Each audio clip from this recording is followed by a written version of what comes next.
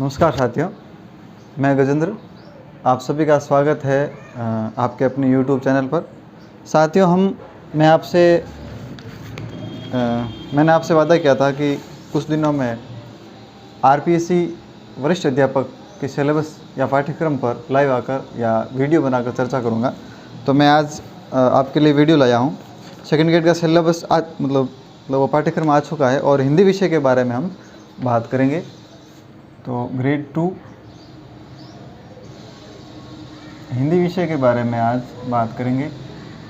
नया पाठ्यक्रम आ चुका है और आपसे इतनी उम्मीद करता हूं कि आपके पास ये पाठ्यक्रम होना चाहिए।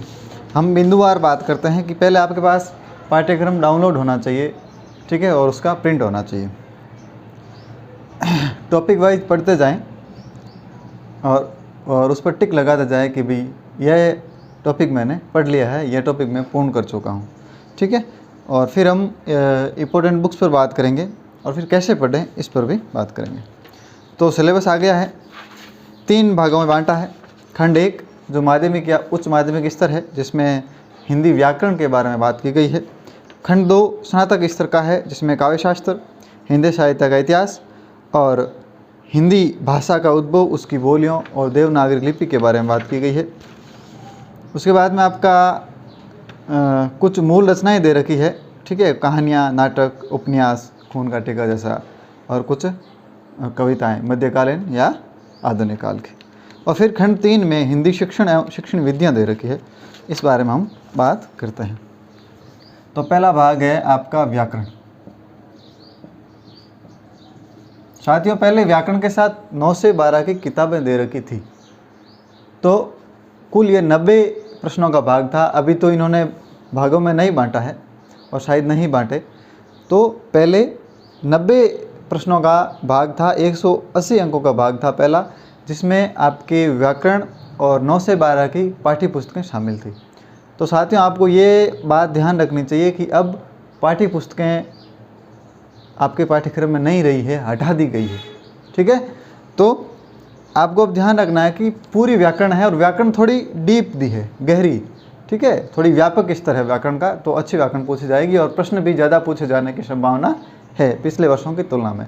पिछले वर्षों में आपके 45 के आसपास प्रश्न पूछे जाते थे, इस बार हो सकता है ज़्यादा हो, 50-60 तक भी पूछे जा सकते हैं, ठीक है।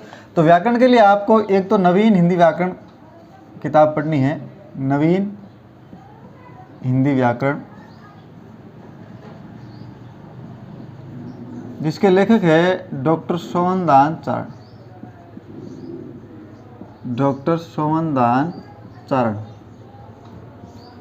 ठीक है। चारण साहब की यह किताब बहुत ही महत्वपूर्ण है हिंदी व्याकरण के लिए। यह पुस्तक आपके पास होनी ही चाहिए, चाहे PDF रूप में हो, चाहे किसी और रूप में।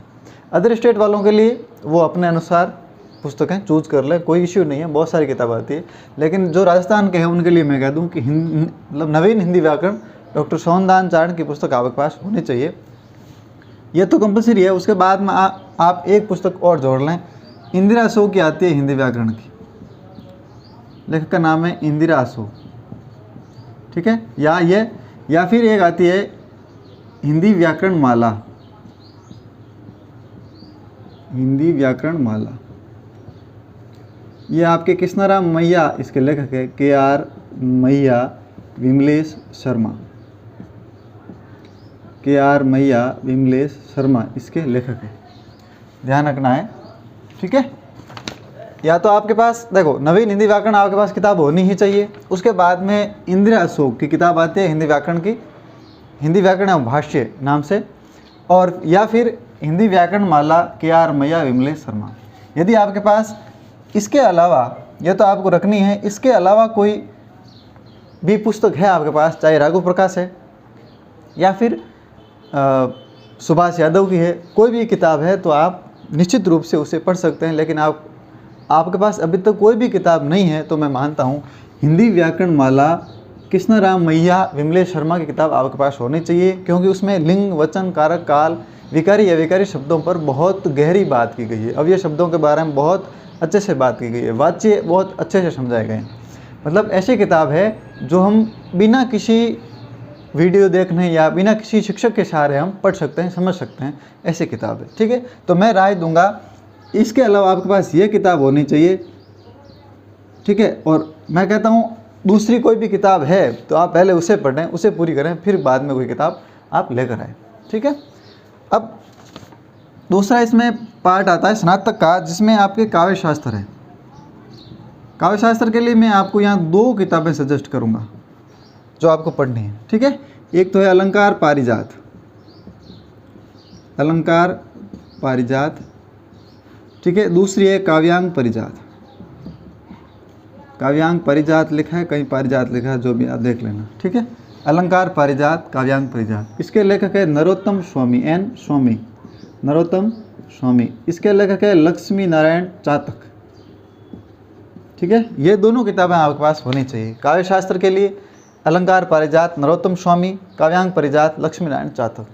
या यदि आपके पास वेंकट शर्मा की रसछंद अलंकार नाम से किताब आती है काव्य शास्त्र की, जो राजस्थानी ग्रंथागार जोधपुर से प्रकाशित है, वो भी किताब है तो कोई इश्यू नहीं है, कोई दिक्कत नहीं है। लेकिन आपके पास यदि कोई भी किताब नहीं है तो ये 2 किताबें आपके पास होनी ही चाहिए, अलंकार पारिजात नरोत्तम स्वामी और काव्यांग परिजात लक्ष्मी नारायण चातक। अब इसके बाद में आपके बात आती है हिंदी साहित्य का इतिहास। ठीक है, साहित्य इतिहास की बात आती है। अब साथियों, साहित्य इतिहास के प्रश्न ज़्यादा पूछे जाने की संभावना है, क्योंकि आपके काफ़ी पाठ्यक्रम से मैटर हटा दिया है किताबें, तो आप और साहित्य इतिहास को बढ़ाया गया है। हिंदी साहित्य का इतिहास, नामकरण, विभाजन, ठीक है, ये अलग से दिया है, आदिकाल को दिया है, फिर नीचे आधुनिक काल को भी 2 भागों में बांटा है, पद्य और गद्य में। तो लगभग मेरी ये राय है कि लगभग 30 से 40 प्रश्न पूछे जा सकते हैं। पहले 12 प्रश्न थे, अब निश्चित रूप से 25 तो आप मान लीजिए, हो सकता है 40-50 प्रश्न भी पूछे जा सकते हैं। ठीक है, तो इसके लिए आपके पास नेट का सेकंड पेपर जो प्रतियोगिता साहित्य सीरीज का आता है, प्रतियोगिता साहित्य सीरीज का, केवल उसमें से साहित्य इतिहास पढ़ना है, बाकी भाग दे रखा है वो नहीं पढ़ना है, जिसके लेखक है अशोक तिवारी, अशोक तिवारी जिसके लेखक है। ठीक है, तो साहित्य इतिहास के लिए नेट का सेकंड पेपर प्रतियोगिता साहित्य अशोक तिवारी की बुक है, वो बुक आप 3 से 4 बार पढ़ें, अच्छे से पढ़ें। वो पुस्तक आपको याद हो जाए और आपने 3 से 4 बार पढ़ ली है, तो उसके बाद एक किताब और आप ले लें, हिंदी साहित्य के इतिहास के नाम से आती है, जिसके 2 लेखक हैं गोविंद पांडे, सरस्वती पांडे। याद हो जाए तो गोविंद पांडे, सरस्वती पांडे। ठीक है, और ये भी पुस्तक आप अच्छे से पढ़ लें। तो उसके बाद एक है हिंदी साहित्य का इतिहास, आचार्य रामचंद्र शुक्ल का है, ये पढ़े।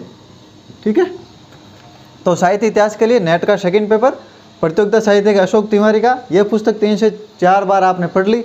उसके बाद में गोविंद पांडे, सरस्वती पांडे की हिंदी साहित्य का इतिहास नाम से पुस्तक आती है, बहुत अच्छी किताब है, उसे याद कर लें। मुझे लगता है पर्याप्त है पुस्तकें, दोनों पुस्तक 2 पुस्तकें आप पढ़ लेंगे तो उसके अलावा आपको कुछ भी पढ़ने की ज़रूरत नहीं रहेगी। फिर भी आप टाइम बचता है, उसके बाद में आचार्य रामचंद्र शुक्ल की जो मूल पुस्तक है हिंदी साहित्य का इतिहास, जो आपने पढ़ा है कि 1929 में जो प्रकाशित हुई थी काशी नागरी प्रचारणी सभा से, अब तो हर कोई निकालता है, तो वो किताब आप ज़रूर ले लें, क्योंकि उससे आपसे दिमाग की नाड़ें खुल जाएगी, नशा है ना, ये खुल जाएगी।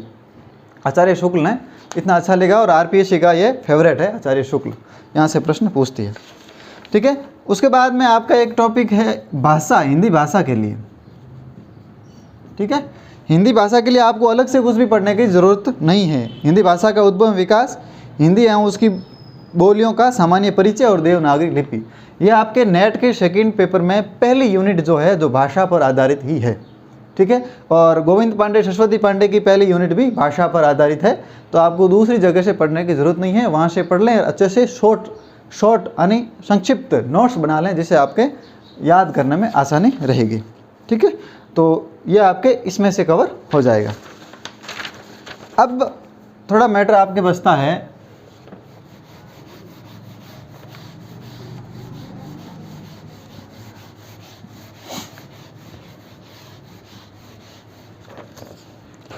अब आपका भाग एक और आता है द, जिसमें आपके है मूल रचनाएं।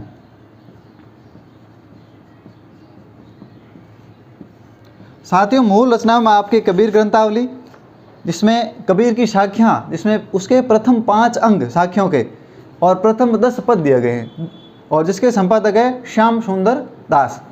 तो यह आपको या तो आप मूल लेके आ जाए मार्केट से, ठीक है, या फिर आप कोई भी आने वाले दिनों में 10-12 दिनों में आपके मार्केट में गाइड आ जाएगी। तो वो गाइड चाहे लक्ष्य की हो, देखो गाइड ले आए, चाहे लक्ष्य की हो, ठीक है, या परिष्कार हो, चाहे आपके लक्ष्य हो, चाहे परिष्कार हो, या फिर कोई और हो, या फिर आपके कृष्णाराम मैया की गाइड आएगी, KR मैया सर की एक संपूर्ण गाइड आएगी, KR मैया सर की आने वाले दिनों में आने वाली है, ऐसा मैंने सुना है। हालांकि मुझे KR मैया सर से कोई फ़ायदा नहीं है, ठीक है। आप सोच रहे होंगे ये बार बार नाम क्यों ले रहा है। मैंने उनकी बुक्स देखी है, मेरे पास दोनों किताबें हैं, उनकी हिंदी व्याकरण माला है, उनकी हिंदी वृद्ध व्याकरण कोश है, उनका हिंदी साहित्य का इतिहास है, सारी किताबें मैं लाता हूँ क्योंकि वो बहुत अच्छा पढ़ाते हैं और बहुत अच्छा लिखते हैं, उनकी किताबें बहुत अच्छी है।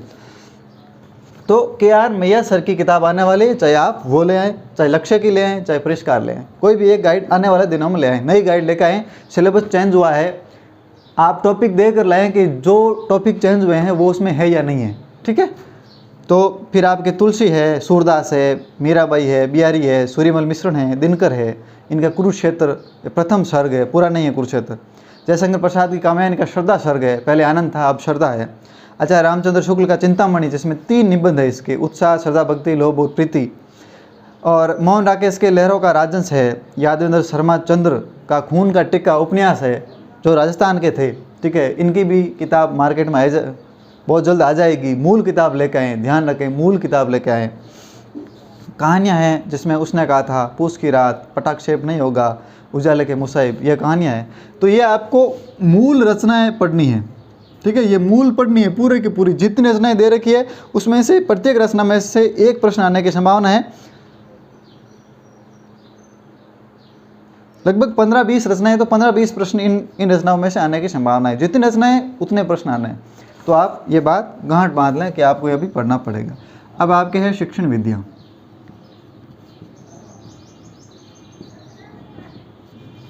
शिक्षण विधियों में ज़्यादा चिंता करने की बात नहीं है। कोई भी जो गाइड लाओगे उसमें से आपके कवर हो जाएगी, कोई भी गाइड लाओगे उसमें से कवर हो जाएगी शिक्षण विधियाँ, ठीक है। तो ये आपका बात हो गया सिलेबस पर। इतनी किताब आप पढ़ लेंगे तो कहीं आपको जाने की ज़रूरत नहीं रहेगी, ठीक है। मूल रचनाएं पढ़नी जरूरी है। कहानी है तो कहानी पूरी पढ़ें, नाटक पूरा पढ़ें, उपन्यास है तो उपन्यास पूरा पढ़ें, सीधी बात है। कविता है तो कविता पूरी पढ़ें, उसका टीका भी देखें, भावार्थ भी देखें, सरलार्थ भी देख लें, ठीक है। फिर पुराने प्रश्न भी देखें कि कैसे प्रश्न पूछे जा रहे हैं। तो साथियों ये इतना मैटर है, पर्याप्त है। आप पढ़ लेंगे तो आपको आपकी सफलता प्राप्त करने से कोई नहीं रोक सकता, ठीक है। और मैं कह रहा हूँ कोई नहीं रोक सकता। एक व्यवस्थित रणनीति बनाइए, भाग करिए कि मुझे व्याकरण पढ़ने है, मुझे हिंदी साहित्य का इतिहास पढ़ना है। अब देखो, अब डेली हिंदी व्याकरण तो डेली पढ़नी है क्योंकि बहुत ज़्यादा पूछी जाने वाली है। फिर हिंदी साहित्य का इतिहास, साहित्य इतिहास भी पढ़ना है, काव्य शास्त्र। तो काव्य शास्त्र, साहित्य इतिहास और व्याकरण ये डेली आपके रूटीन में होने चाहिए। साथ साथ में एक आध कहानी पढ़ लीजिए, एक कविता पढ़ लीजिए, ये जो आपके मूल रचनाएं दे रखी है इनमें से, ठीक है। एक एक टॉपिक इनमें से भी पढ़ते जाएं। और हर 15 दिनों में आप एक बार फर्स्ट पेपर के लिए जो आपकी साइकोलॉजी है वो पढ़िए और एक बार आपकी शिक्षण विधियाँ पढ़िए, ठीक है। 15 दिन ऐसा कर लीजिए और जैसे आपको ठीक लगे वैसे करिए। पढ़ लीजिए, आप सिलेबस डाउनलोड कीजिए, प्रिंट कीजिए, जो टॉपिक पढ़ लिया उसको टिक लगाइए, आगे बढ़िए। दूसरी बार पढ़ा, दूसरी बार टिक लगाइए, ठीक है। कोई समझ नहीं आ रहा है तो दिन में 3 बार पढ़ लीजिए, फिर 3 बार पढ़ लीजिए, उसमें टिक लगा दीजिए कि मैंने 1 2 3 बार पढ़ लिया। तो आपको साथियों बहुत बहुत शुभकामनाएं। अच्छे से तैयारी करिए, मस्त रहिए, बढ़िया पढ़िए। 10 से 12 घंटा आराम से पढ़ाई करिए, 12-15 घंटा पढ़िए, भले 6 घंटे नींद जरूर लें। उसके बाद चाहे आप जो मर्जी करें, लेकिन पढ़े ज़रूर, 10-12 घंटे ज़रूर पढ़ें। बहुत बहुत धन्यवाद साथियों, शुक्रिया।